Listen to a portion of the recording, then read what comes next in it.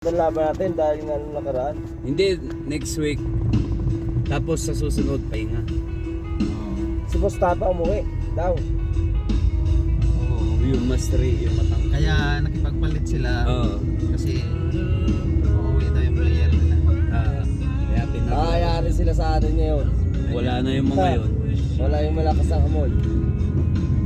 Matandaan Hindi, yan. inaasahan ko yung uniform natin kahapon. Hindi mo nag-message yung SMS eh. Oo. Wala, hindi talaga nahabol. Okay lang yun. Baka bukas pa yung darating. Oo. Sure ball na yan. Next Next na, no, meron na. Bayad na ba lahat? Nangutang ako kahapon ng pinambahan. Nakay Pres na yata yung iba yun oh. 400 yata yung kay Pres. 600 lahat yun. 100 lahat. Ang laki no.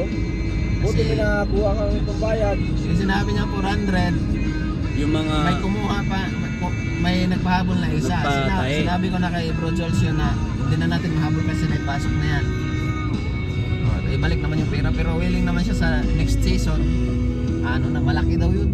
Alit. Andito yun mamaya. Sabi ko, pagka naglaro, yung kay founder mo na ipagamit natin sa uniform.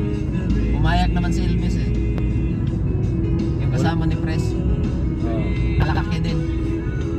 Kaya pag naglaro na yon, pag may uniform na tayo, kay founder mo na gagamitin.